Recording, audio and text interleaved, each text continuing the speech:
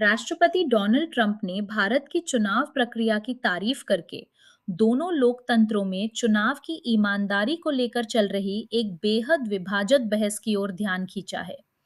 Trump America में SIR जैसी कवायद पर जोर दे रहे हैं, लेकिन वहां की अत्यधिक संघीय चुनावी प्रक्रिया अलग-अलग नियमों और राजनीति से संचालित होती है, जो इस विचार का विरोध करती है। सोशल मीडिया पर उनकी एक उत्सुकता जगाने वाली पोस्ट ने भारत के मुख्य निर्वाचन आयुक्त ज्ञानेश कुमार का जिक्र किया है, जिन्होंने आश्चर्य जताया था कि अमेरिका बिना वैध फोटो पहचान पत्र के चुनाव कैसे करा सकता है।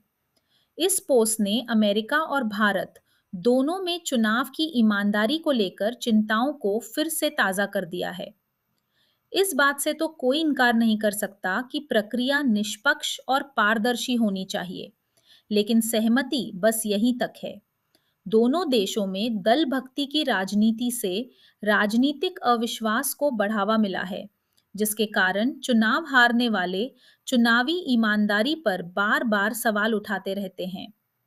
दोनों देशों में उदार व प्रगतिशील तत्व और रूढ़िवादी व मूलवासीवादी तत्व मतदाता सूचियों और प्रक्रियाओं को शुद्ध और सुचारू बनाना चाहते हैं, लेकिन भिन्न और अक्सर विरोधाभासी तरीकों से।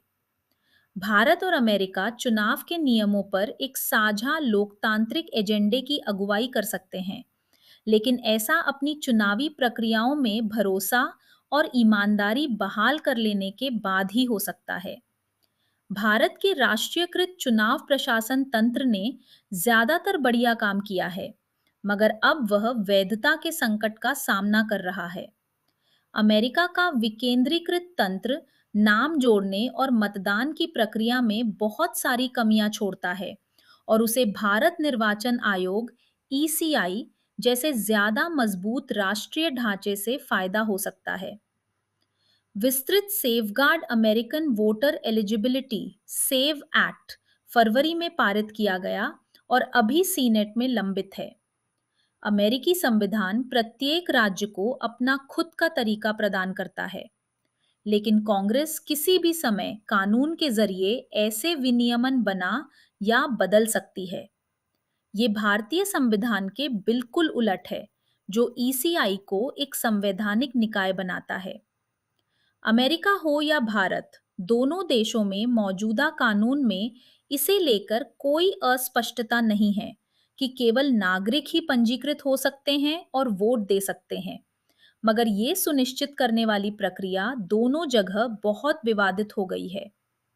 अमेरिका में प्रस्तावित संघीय कानून के तहत मतदाता पंजीकरण के लिए नागरिकता के प्रमाण और मतदान के लिए फोटो पहचान पत्र की जरूरत होगी।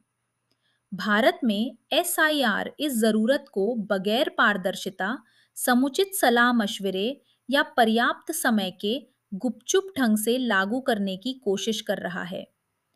एसआईआर 20 साल में सिर्फ एक बार करने के लिए है और ये तथ्य ही बताता है कि इसे एहतियात और समावेशी ढंग से किया जाना चाहिए।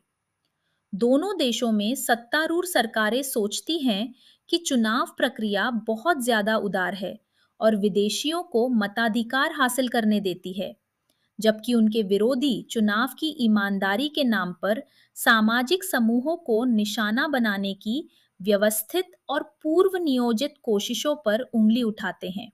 जरूरत इस बात को स्वीकार करने की है कि नागरिकों की साफ सुथरी मतदाता सूचियां और फोटो पहचान पत्र के साथ मतदान एक निष्पक्ष प्रक्रिया की बुनियादी जरूरतें हैं। दोनों देशों में राज्य को इन जरूरतों को उन लोगों के खिलाफ चयनात्मक ढंग से हथियार नहीं बनाना चाहिए जो सत्ता से बाहर हैं।